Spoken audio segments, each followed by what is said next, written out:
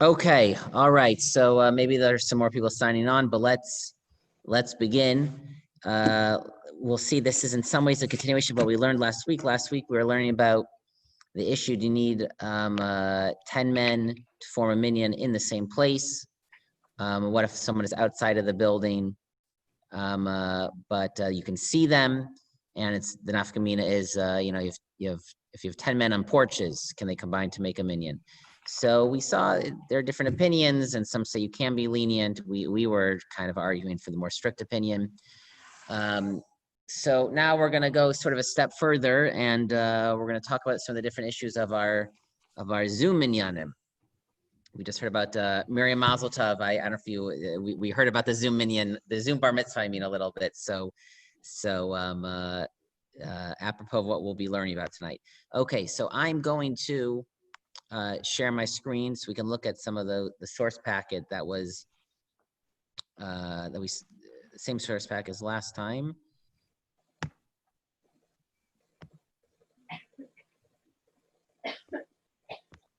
Okay. All right, everyone can see my screen? Yeah. Okay, so we're going to go out of order of the packet. We're going to go sort of the opposite order the way the packet goes, and sort of do what they did last. Okay. So the first question is, you have 10 men on Zoom. Is there any way that forms a minyan? Would anyone say that forms a minyan, such that you could actually say Kaddish, Kedusha, Baruch Hu? So the short answer to that question is no. It does not make a minyan. I'm sorry if I should be laughing about it. But there was quoted, maybe some of you read about this in the the online Jewish newspapers. There was one opinion quoted that thought maybe you could do something. And the way it was quoted, in these newspaper articles, Facebook, it was somewhat based off of an Aruch HaShulchan that we sort of alluded to last week. And again, according to the lenient opinion, which says that it's enough to see someone without rehashing everything, the Shulchan Aruch has a phrase: if you're mara panim, you show the person's face, then maybe that person can count even though they're outside of the room. And why? Because a minyan causes the dwelling of the Shekhinah. The Shekhinah dwells on a person's face, Moshe's face shown. So maybe if we're on Zoom, you would have to have your camera on, according to the Shita. If everyone can see everyone's face, maybe it's something. And it was quoted that Rav Eliezer Melamed thought you could be lenient to say Kaddish. It wouldn't allow for Baruch Hu, Kaddish, Kedusha. But it was quoted that, again, he thought maybe for Kaddish, without going to a reason why he thought Kaddish is a little bit more lenient. Now, this was not accepted by the overwhelming majority of poskim, and I'm not 100% sure if it said that. I don't know of any written psak from him. All this comes from newspaper articles. If you look here if I zoom in even more, it says he was quoted. I don't know, like you see this in Kippah, that's like a Times of Israel. These are popular newspaper articles. Now, Rav Eliezer Melamed is a great Talmud Chacham. If you're not familiar with him, here it's called Peninei Halacha. That's exceptionally popular in Israel, in Hebrew, and some volumes have been translated into English. I actually started sometimes giving bar and bat mitzvah boys and girls the Hilchos Shabbos, in English version of Peninei Halacha. He certainly is a very, very big Talmud Chacham. If he did say it, again, almost all posting disagreed, but I'm not sure he said it. It's like, a scientist would never, or a doctor would never act on something just reported in a newspaper article. There needs to be an article in a medical journal that can be discussed and analyzed by the other experts, or for any other field. So it's hard to know. Fake news.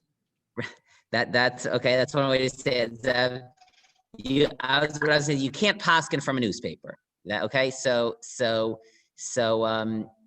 whatever he did say, the overall majority was not so. And now even this possibility, again, is based on the leniency of since you can see people, you count.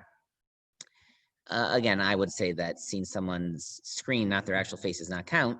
But if you remember, the whole last week was we were actually arguing this leniency of seeing people. The whole thing is incorrect, even if you're outside of the building. The leniency was only when you partially stuck your head into the window. So since you're at least partially in the window, seeing is enough. But if you'd be out of the house, seeing would not be enough, and certainly wouldn't work for Zoom. So we're going to sort of work with that assumption that people being on the same Zoom, even if you see everyone, does not create any kind of minyan to allow you to do anything, even to say Kaddish, and certainly for Kedusha Baruch Hu, the reading of the Torah, or anything else. But then the question is, and this is really what we're going to talk about more tonight, is let's say you have a reality like now, like we just had in the Young Israel of Brooklyn line last night. We had a minyan in this room, the same room that I'm still in. And we had a minyan. We said regular Mincha Marav, we had the Chazin's repetition, we had Kaddish, we had Baruch Hu. So then if you are listening or watching in on Zoom or someone's phone or any other just, live connection, do you connect in that situation? Can you respond? Must you respond? Do you become part of the minyan or Kaddish Kedusha? Again, once there is a minyan in a place, and they are certainly, again, doing the full davening. So that is a more nuanced question, and that's really what we're going to focus on now. So any questions so far? Everyone understands sort of the issue and the scenario that we're going to be discussing now? Okay, good. So we'll use some of the sources in this wonderful packet. It says responding to a minyan seen or heard online. So zoom in here a little bit. So this is a Gemara in Masechah Sukkah. Tanya, I'm right here. Tanya, we learned in a brisa. Rabbi Yehuda said, "Mi shelo ra." Do you flowstone? That's some kind of Greek word. Someone who did not see the flowstone, which synagogue then translate, Shel Alexandria, Shel Mitzrayim, of Alexandria of Egypt, ancient Alexandria. That's where like Philo lived. Lo ra'a b'chvodon shel Yisrael. If you never saw that, if you never experienced that, you never saw Israel in its full glory. Interesting. This is not in Israel. Amru, when they said, "Kamin basiliki gedola haisa," there was a great basilica. Stio lifnim mistio, a colonnade within a colonnade. Pa'amim shahayuba kvelayim kiyotze Mitzrayim. Sometimes, this is presumably somewhat of an exaggeration, they had double the amount of people that left Egypt, which would be 1.2 million adult males. But however many, incredible crowd. Ubima shel eitz be'emsa isa. There is a platform at the top, in the middle. The chazan knesses omen aleha. And again, in the Gemara, chazan means what we call the gabai, not the shliach sibor. And the chazan, the gabai, would stand there next to the leader of the prayers, presumably. V'hasudarim biyado, and he had different kinds of handkerchiefs, scarves, they translate it. And the point is, there are people who are so far they couldn't hear the chazan. The kaven shehigia la'anos amen, and at the appropriate times when the people should respond to amen after a bracha, hala meineth besudar v'chol ha'am onin amen. So people couldn't hear it, but he would wave, and that would be the signal you should respond to amen, and everyone would respond amen. All right. I'm not sure. Maybe some people here have learned this Gemara, have heard of it. So what do you see from this Gemara? Even when you're not close enough to hear a bracha, but if you know a bracha is being said, so you can respond, and that's going to be part of the issue, that you're not present where the amen is being said, but you know it's being said. In some ways, it's even better because you can hear a reproduction or whatever the right phrase is of the bracha. So at least no worse than Alexandria, when they couldn't hear it at all, but they knew a bracha was being recited, so they responded. Any questions about this source? Okay. It wasn't a place with flags. Yeah, that's this Gemara. This is Yeah, the handkerchiefs. that's how I would normally translate it. Okay. I thought it uses the word Tegulim. No, I don't think so. Okay. So now, hopefully you see another brachos mem zayin amud aleph. Does everyone see that? So the Rishonim are bothered by how you put together that Gemara and Sukkah with this Gemara and brachos. The Gemara brachos says as follows: Tanar Banan, the rabbis taught, Ein onin lo amein chatufa, velo amein ketufa, velo amein yesoma.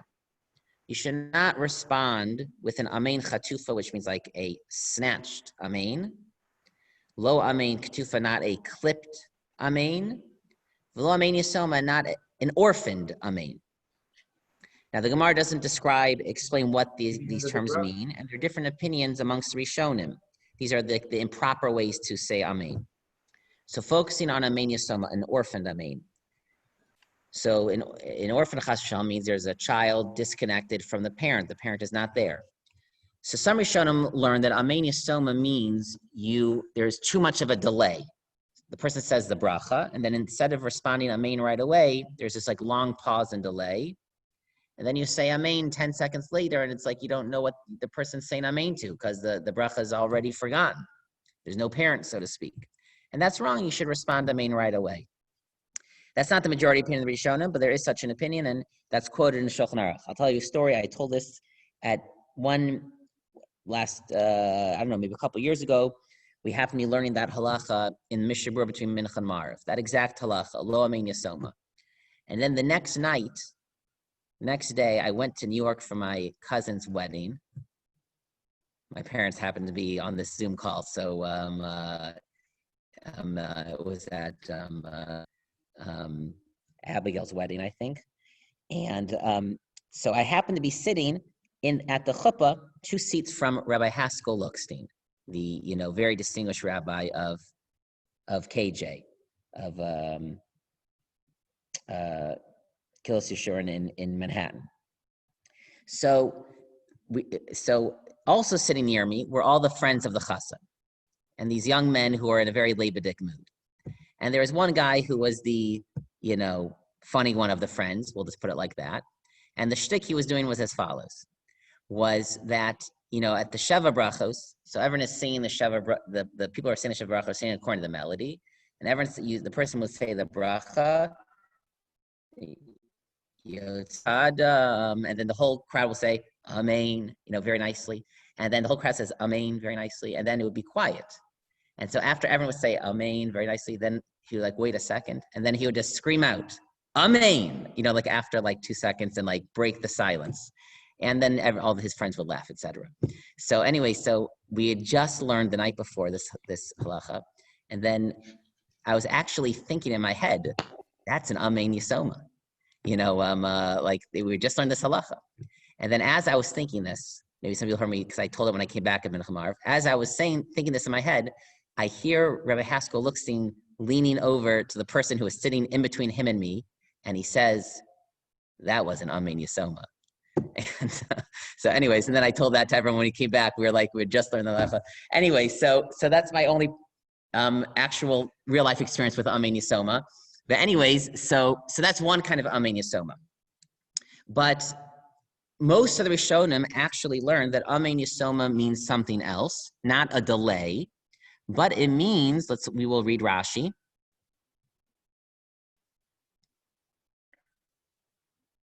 Where is Rashi? Here, right here. Everyone see this in Rashi, yisoma. Hopefully everyone sees where I'm pointing to. What does yisoma mean? Shelo shama habracha. El sheshama she'onin amen. You didn't hear the bracha. You walked into shul and you hear everyone saying amen. So you're not, according to Rashi, you're not supposed to recite amen, because that's an orphaned amen. You didn't hear the bracha. So if you didn't hear the bracha, you shouldn't say amen. And amen is almost like it's a stand-in for a bracha. Just like there's a concept of a bracha levatala. You shouldn't for nothing, for naught, say a bracha, because it's a holy thing. You shouldn't just throw it around. So an amen on a lower level is sort of a holy phrase. So if you didn't hear the bracha, you should just kind of throw out amen. So that's what an orphaned amen is. So if you don't hear the bracha, you can't say amen. That's what Rashi just said. So Rashi himself is bothered. And even though the Gemara in Hachalil, that's the parak in Masechah Sukkot, says, Sheba Alexandria, Shel Mitzrayim, Hayumanifim Besudarim, they would wave the handkerchiefs, Kishige Eislanos Amen, when they were getting ready at the time to say Amen. Alma, so you see, Lo Shami, the people who are saying Amen, did not hear the bracha. Vika'anu, and nevertheless, they responded Amen. So how does that fit with our Gemara, which says you can't say Amen unless you hear the bracha? Any suggestions? How would you resolve these two Gemaras? Any thoughts? Well, if you weren't there, then you weren't even present for it. But if you're in the room, Maybe it was there. You could have heard it, but you didn't hear it.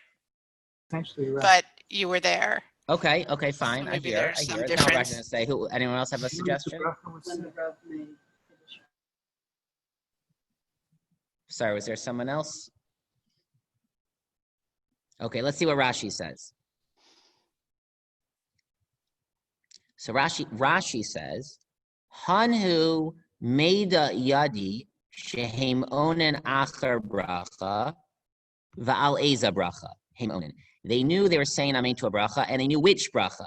So either because they kept track, somebody Shonim said, and they remembered, okay, you have to really pay attention to Chazar Sashatz and remember what bracha they're up to, even though you can't hear it and you're counting the brachas in your head, or they had different flags or handkerchiefs, maybe, I don't know.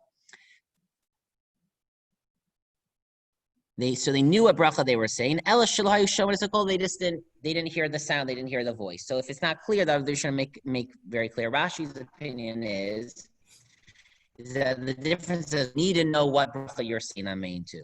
So if you just hear some people saying amen, but you never hear the bracha at all, or you walk into shul and it's right when they're saying amen, you have no idea what bracha you're responding to, then you shouldn't say amen, because what are you responding to? You don't know what you're responding to. But if you know what you're responding to, you just didn't hear it, you know what this amen is affirming. Amen means I believe, I affirm. So if you know what you're affirming, then that's not an orphaned amen. You know what you're responding to. And Alexander, they knew what they were saying. So that's that is Rashi's opinion. We won't read inside. Tosas here quotes, it says the same thing. The other main opinion in the Rishonim. So if we would plug Rashi, let's say, into our Zoom world, so Zoom for sure, we're not present, we don't hear it, but we know a bracha is being said basically now. There's a tiny delay because of Zoom, but that's not long enough for halacha to be bothered by it. And, it's like we're in the really far back Alexandria seats. We know what bracha we're saying amen to, so you should say amen. And we'll respond to Kaddish, Kedusha, whatever the appropriate responses are. Tosfos in Masechah Sukkah quotes the other main answer in the Rishonim. Right. It says flags. Where? Sukkah 51b. Well, that's how they translate it. I don't think it has the Hebrew word degalim. I could be wrong, but it could be, maybe people translate as flags. So he quotes the following answer, Tosfos. Umefaresh b'shem Rabbanan de b'nei Marava.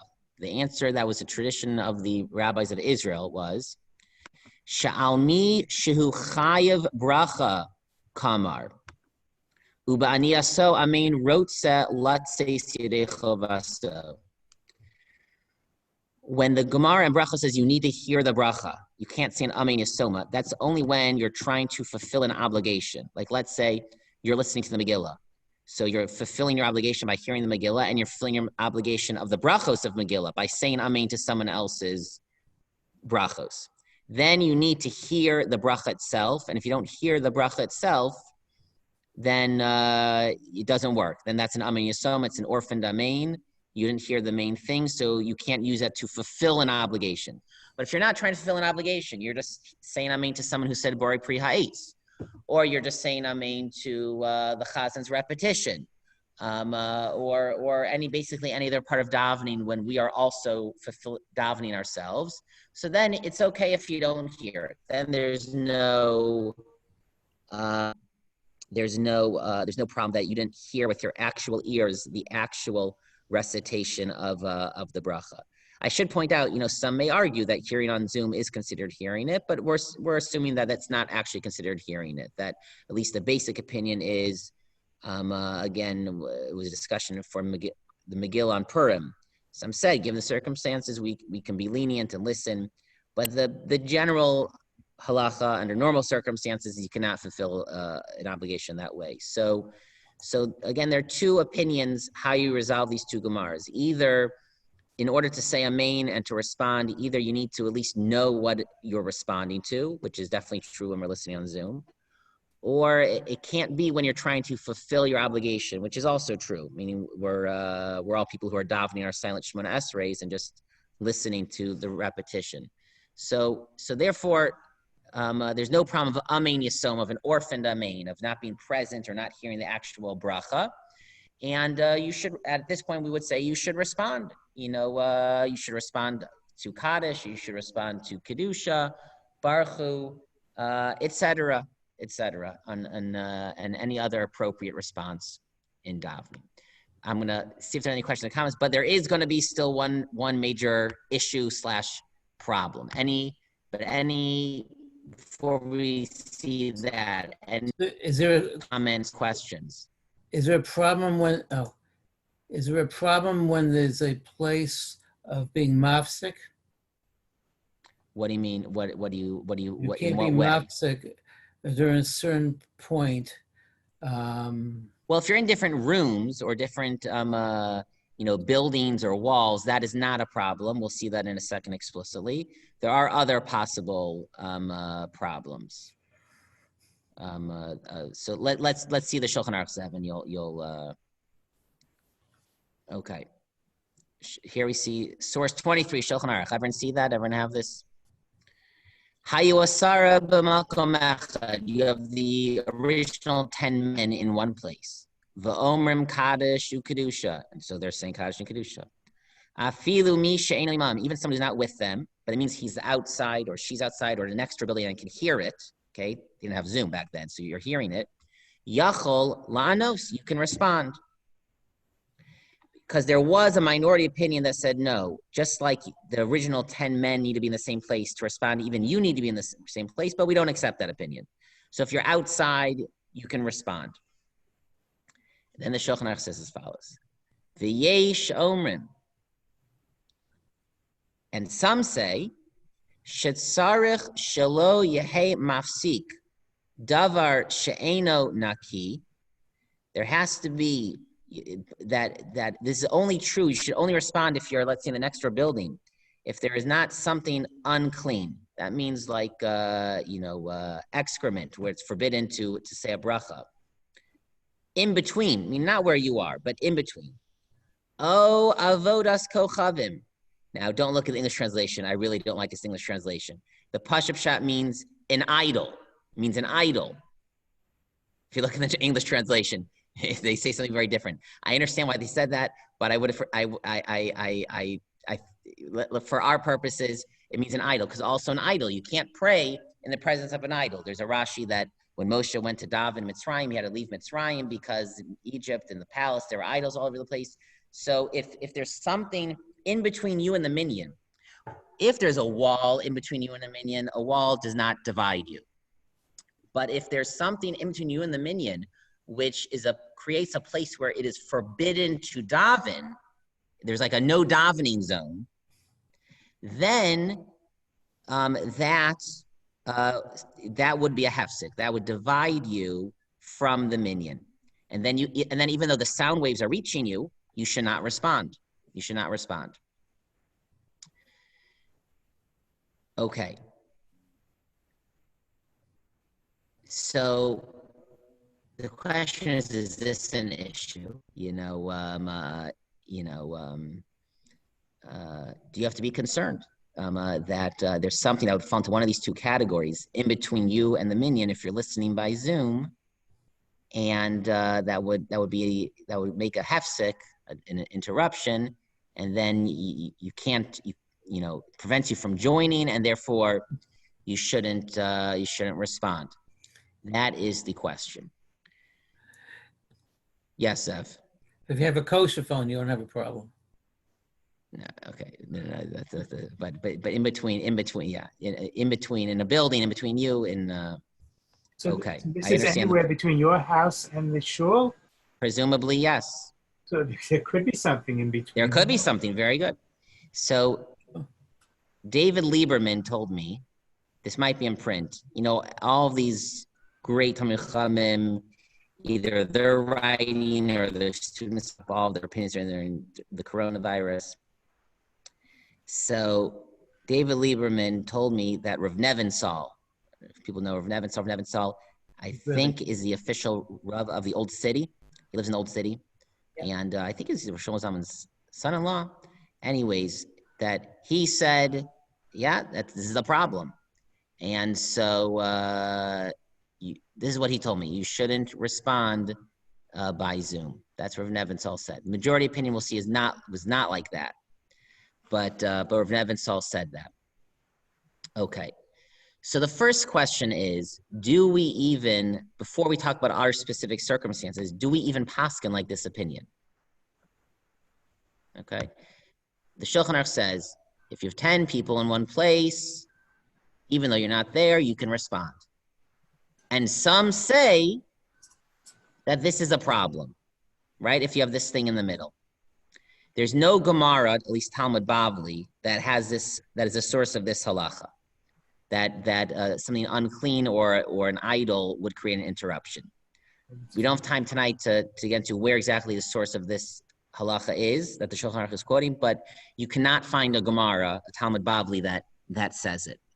But you yourself can't dive in a place where it's unclean. Correct, but you're not there. No, meaning, but you're not there. Where you are in your Dalet Amos, everything is fine, and you're hearing a Kaddish from someplace which is fine.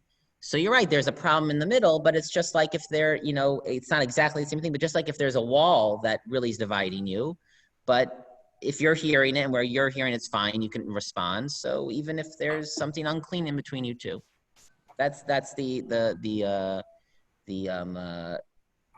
again, the other way to see it. Again, the Shulchan Aruch says, quotes the Yeshua, that is forbidden. So the Mishnah Berurah said, and let's just read a few Mishnah Berurahs. Mishnah Berurah, va'afilu amein, eino yachol lanos l'dei yazu. And even amein, you couldn't respond according to this opinion, according to the strict opinion.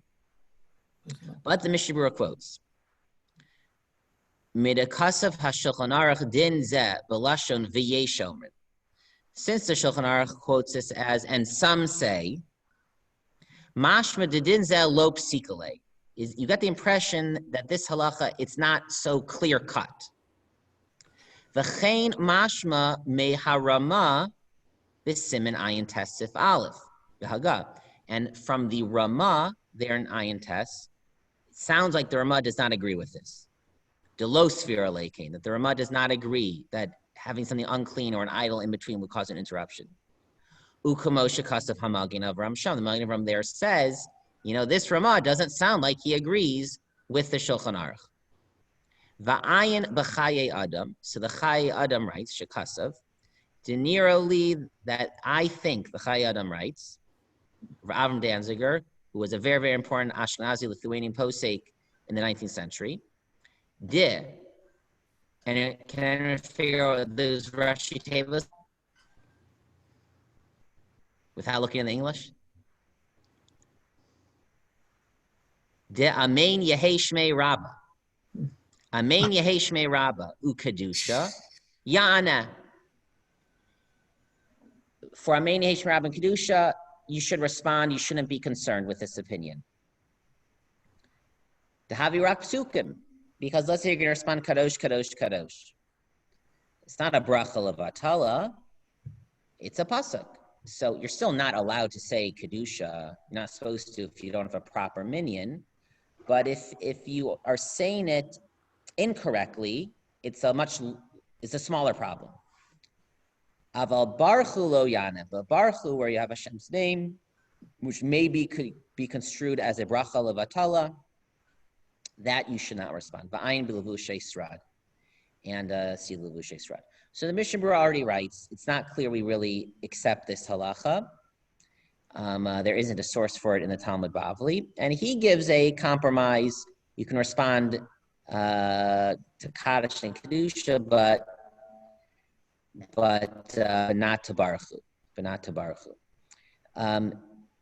this is not a new question. This question was asked to Rav Kook, Bishomea al Yidei telephone or radio, Kedusha o Baruchu, Imutar lano Sacharov. Right, so this question came up. This question was discussed a lot before Zoom. It wasn't as prevalent, right? You didn't have so many people davening and hearing brachos so regularly, and Kaddish and Kedusha and all these things by Zoom, but it did occur. So Rav Kook said, he quotes, he has this problem. Should we be concerned there's something in between that would be an interruption? And he says, well, first of all, again, it's not clear that we paskin like that. And then he says, you tell me if you like this svara. Yesh lomar daha radio o a telephone shehem meshamrim esakol al yidei mechonot. It's not like the sound waves travel the whole way from the shul to your house. It's going through some wire or through a satellite. Nechshav ki'ilu ein hakol over klal bimkomos acherim. So it's like we can sort of ignore all the places in between. And it's sort of like it's going around those places. It's not going through those improper or unclean places. And maybe even the strict opinion would agree. I'm talking to you now. So the one davening, the chazan davens, it goes into the computer through the Wi-Fi, through the internet. You can't hear the sound. The sounds are not traveling to your house, wherever you are in Brookline, and then it comes out of your computer. So maybe then that's not a problem if you have something unclean in between. I don't know. This kind of like maybe the two cups in a string. Yes, yeah, exactly. It's that's what he says. It's in the telephone wire. Yeah. I don't know. Do people like that svara or not like that svara? Okay, Yeah. you like it. Okay. Oh, yeah, Okay. sure. No, in fact, the way it works is that you have the radio waves however they get to you. It's not the voice that's getting to you. It's something else, and the voice is then recreated in your house. Yeah. Okay. Fine. Good. Okay. So the overwhelming majority of poskim, like we said, Rav Nevinsal didn't like it, or didn't agree. Basically said that you don't have to have this concern. Now, for Ashkenazim, it's much easier, because for Ashkenazim, the Ramah sounds like he disagrees with this stringency. The Vilna Gaon explicitly disagrees with it. It's a much easier problem to sort of get around. For Sephardim, it's a little bit more difficult, because for Sephardim, the majority of Sephardi poskim assumed that even though the Shulchan Aruch presents it as V'yesh Omrim, but it is the opinion that he accepted. So for Sephardim, you have to have some svara like this, that since it's not just the regular sound waves that traveled through that problematic area and that you're responding to, but it's through, again, the internet or through a phone line, whatever it is, so then it's not a problem that there's something problematic in between. So you have to accept some kind of svara like that. But that's what the Sephardi poskim seem to accept. I mean, most prominently, Rav Yosef. Rav Yosef is not alive today. His son is alive, and his son, who's the chief rabbi of Israel, said you can and should respond. He's just basically reiterating what his father had said earlier. Again, just in general about seems like Sephardim was very popular for them to do slichos. I don't know why, by satellite, from like the Kotel. So that's Rav Yosef's questions about listening to slichos from the hotel And they would respond to the everything. people. So And then I think the exactly, yeah, for that also, for everything, but that also. Yeah, Philip, what are you saying? I think the way he writes it and comes out in the Yaakov Yosef is that what if someone's riding on an Egged bus and it's slichot and the bus driver is broadcasting slichot along the bus. How do you Should you respond? Or do you stand up on the bus? Yeah. Yeah, I hear. Okay. So, so the overwhelming majority opinion is that there is no problem. You can respond, and thus you should respond. And presumably there is some fulfillment of that aspect of the tefillah b'tzibor. Again, once we have a minyan in one place. So let me just review a little bit. We're going to be done soon. If people have questions or comments. So the question is, you have a minyan in a place and you're listening, watching by Zoom. So, based more or less on that Gemara by the Shul of Alexandria, you see that you can and you should respond to brachos and to other parts of davening, even though you don't hear them. And even though we saw that there's another Gemara that talks about an Amin Yisom, an orphaned Amin, but however you resolve the Gemara, it would not be problematic for our situation because we know what brachos we're responding to, and we're not trying to fulfill personal obligations with it. So in terms of that, we're fine. And the other issue that the poskim dealt with is this possible problem with the Shulchan Aruch, that there's something in between that would be an interruption. And so that also, the overwhelming majority was that either we don't really accept that stringency, and for Ashkenazim, that's a very strong case to make. And even if we do, here, it's not that the sound waves that we're responding to traveled through the problematic area. It went sort of around it. So there's no problem that there is an interruption. Any questions, comments? But then, Any requests for coronavirus topics for the coming weeks? what about in the morning when you say Bircha Shachar? And, Yeah. and we've been doing it this way. The Chazan says, or you say the bracha and everybody just answers Amen. Can you do that over Zoom? Or should you really sure. say Why not? I don't. Why not? It's like that. The bottom line of this year is that. Let me actually just add one more thing. Is that if they're because in that case you're saying there's no minyan present, but it doesn't matter. Is that any bracha that you hear over Zoom that you're not trying to fulfill your obligation, okay? But you're responding to someone else's individual bracha, like Berachos HaShachar, or you're responding to Kaddish Kedusha of a minyan in one place. So you can and should respond. Again, though, it doesn't allow, and this is we've put this in emails. Let's say, unfortunately, if let's say you're someone saying Kaddish, and you can't come to the minyan, so you can respond to a Kaddish being said, but since you're not present with the minyan, you can't say Kaddish. So what a person in that situation should do is they should listen to the minyan and they should say Amen to the Kaddish being said. And as this point of this whole shir is that you can and should say Amen to the Kaddish and Kedusha of a minyan. And responding Amen is as if you said it. And you should have in mind the person who otherwise you'd be saying Kaddish for. And even though you wish you could be saying Kaddish, and normally you would, but given the circumstances, that's the most that certain people can do. And they can say Amen to the Kaddish where the minyan is, but it doesn't quite let them say the Kaddish. Yes, any other questions or comments? Yes, Phil. Is there, I'm sure there's another type of Kaddish that people are saying over Zoom. I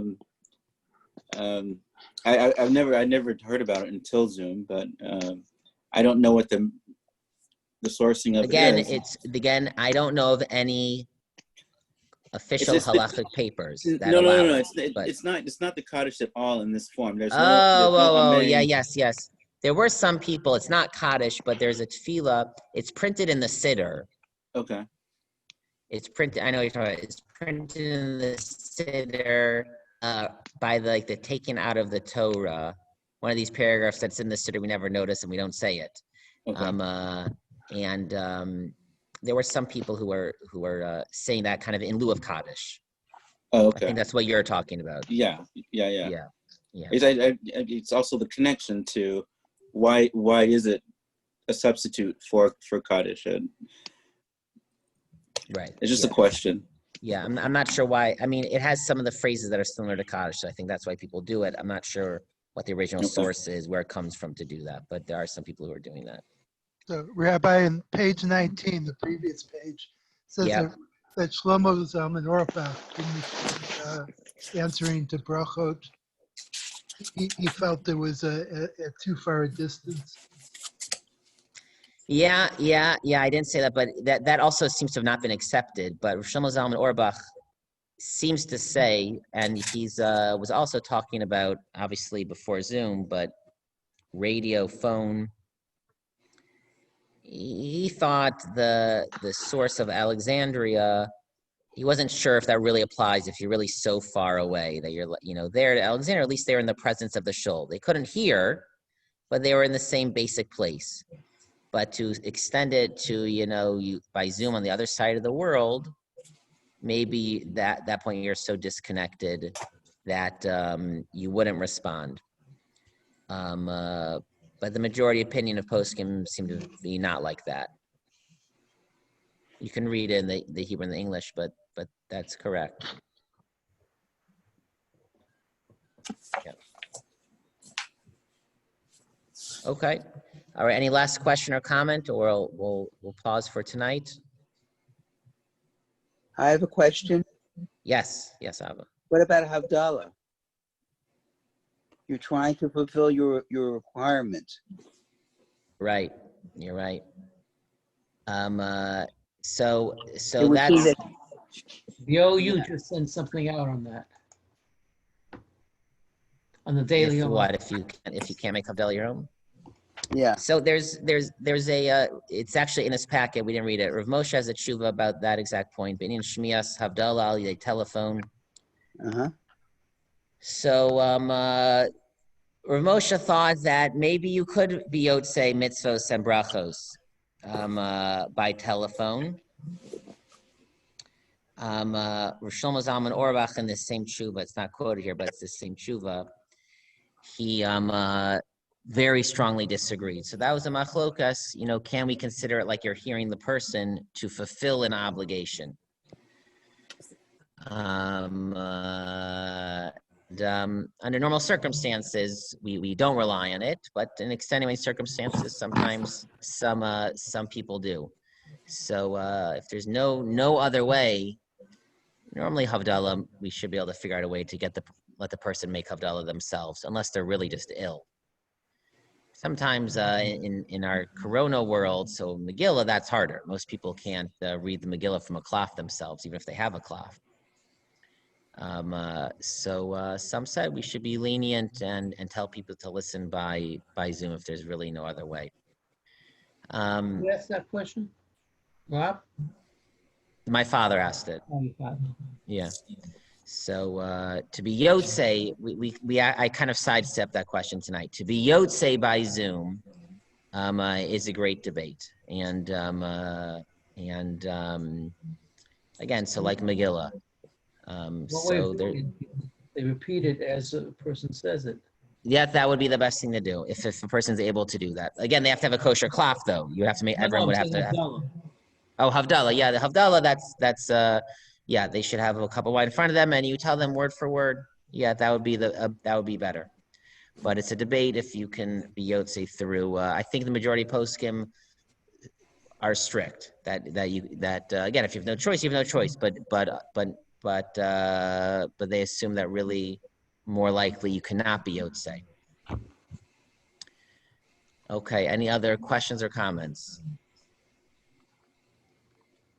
Okay, all right. Everyone should have a wonderful night and good Shabbos. We are having Friday night davening in the shul this week, and again to Minyanim Shabbos morning. If you'd like to come to any of those Minyanim, just please sign up tonight by 11 p.m. Okay, all right. Thank you, everyone, and have a great Shabbos. I'll stop sharing my screen. Shabbat shalom. Have a good night. And Ugh. good night, everyone.